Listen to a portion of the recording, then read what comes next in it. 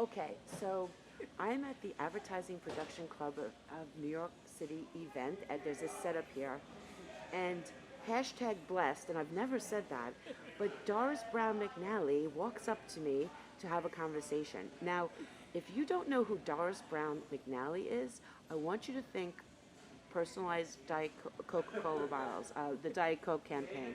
You did the Budweiser The campaign too? Budweiser, the Oreo campaign. Okay, and everybody brace yourself. Doris was involved in the Pantone Jubilee Queen swatch book, so I can barely contain myself. But Doris has agreed to talk to me for a few minutes, so I don't want to squander my time with this introduction.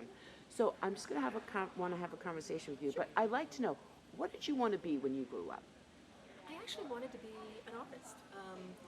When I was back in Long Island, Farmingdale, Long Island, I was an artist, and I was a pretty good one. I used to do hand cut screens for T-shirts and things like this. But I realized early on I wasn't going to be able to make money doing that. So I started to become friends with the printer, the teacher in the school who was a printer, and learned how to print other people's artwork. And that's how I got involved in it. So I've always wanted to be an artist. I love being around creatives. And over the years, I've learned how creation needs to also take on strategy, and especially with the emergence of and the evolution of digital, and especially data, a lot of creatives and designers don't know how to integrate the two for a strategy. They go out and they offer a pretty design, but it's not today, it's not just about the pretty design. It's having that design do something personally for the consumer that interacts the brand with them, and so I'm kind of blessed. I feel like I'm blessed. If I die tomorrow, I'm the happiest camper in the world. I mean, you're the coolest camper in the world. Let's just face it. Like cool. If you look up cool in the print reference guide, your picture is there. So, how did you? Now you just tell me you used to work at Pantone. Yeah. Where do you? How important are colors in a strategy? Let's go there. Well, colors in the strategy of marketing in general is the universal language. I mean, when you think about it, you don't need to speak English, German, Spanish, French. Red will convey an emotion from you immediately. Brown will convey an emotion from you. So I think color is a very important asset. I mean, let's turn the question. If you were to ask somebody from Tiffany how important Tiffany blue is to them, it's priceless. In fact, here's a little bit of trivia. For the longest time on eBay, you could go online and buy an empty Tiffany box for $300. An empty Tiffany box. There's been studies that have shown that when you put a box of that color with a white ribbon on it in front of a woman, their heart rate and blood pressure will go up. So you tell me, how important is color in the eyes of branding? I think it's, I mean, not only because my last name happens to be a color, but and I was indoctrinated in the best world of color that could be. I mean, working for Pantone was a dream come true. It was like a coloring crayon box every single morning. So color is very important, and the connecting it back to digital print. One of the things a lot of people don't know is that if you try to reproduce the Pantone fan deck, I think it's 1,114 colors, using CMYK, you can only reproduce 50% of the colors. Really? But if you try to reproduce the Pantone deck using HP Indigo technology, you can reproduce 98% of the colors. Really? I didn't know that. And just in the mind of a brand, that eliminates spot colors. Right. So the color gamut of digital print and of the newer technology out there offers a lot of advantages when it relates to color. Right. So this is an actually very good point that you bring up, because the biggest point of contention when you're trying to get someone offset onto digital is, can you reproduce my Pantone color logos? So since you're working with some of the biggest brands out there, make a case for the designers and the print buyers to how they could perhaps show the brands or their clients that you can reproduce Well, these it's very colors. easy. The first thing is, every single company that manufactures digital print equipment, including HP, for the most part, if they're of anybody of quality, have a relationship with Pantone where they license the Pantone values into their equipment. So when you go to a printer who has HP equipment, they're able to print out Pantone swatches for you. Right. So if you're Wait, working... really? Yeah.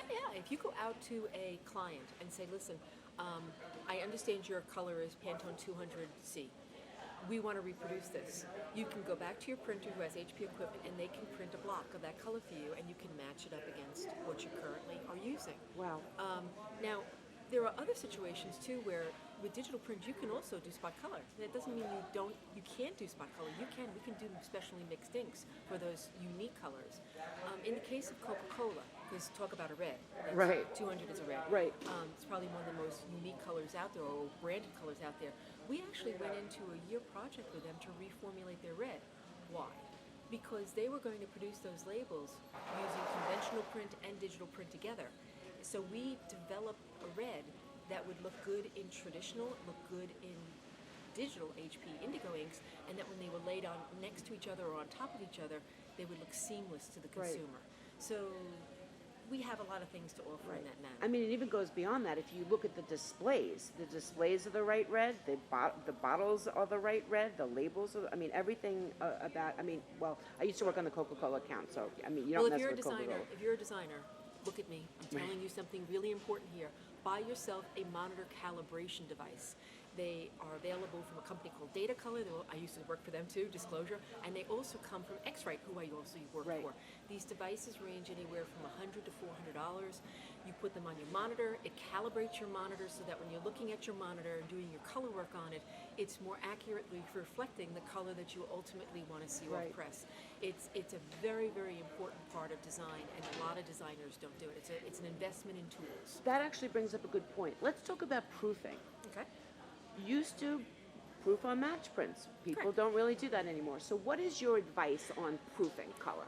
Well, I think the easiest answer is there is no proofing when you think about digital print. You're going right off press. You actually are, when you go to a manufacturer or a print service provider who has a digital press of indigo, what they'll do is run a job on press for you, and that material is your proof. Right. You're actually getting a piece of work that you'd normally get for production right off the press, and that becomes your proof. So even proofing in the world of digital has evolved. So I still think proofing is an important process, but with digital you can actually sidestep an intermediate process. You can get it right from the horse's mouth, which happens to be the digital Right. press. Last question, because I know you have to get ready for your presentation.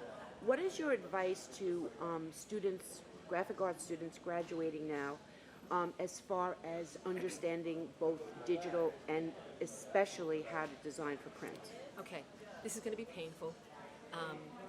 Creatives work from one side of the brain, not the other side of the brain. You got to beef up the other side of the brain.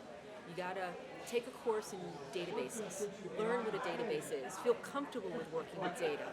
Go buy some lunch for a video guy or a web guy and have him teach you about data. Build your knowledge up there. The other thing is that take some business courses, understand strategy, understand how you're going to be offering a solution that isn't just a pretty picture, but it's actually an ongoing business model that the consumer and the client can use going forward.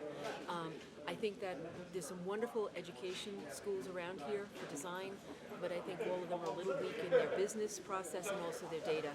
You have to take control of your difference. Let me make it another clear point here. It means the difference between hundreds of thousands of dollars in your salary going forward. You actually can bring more to the table when you understand data and when you understand strategy than if you're just doing typical design work. And if you want to make a living doing this, a healthy living where you can buy cars and buy homes, you have to educate yourself.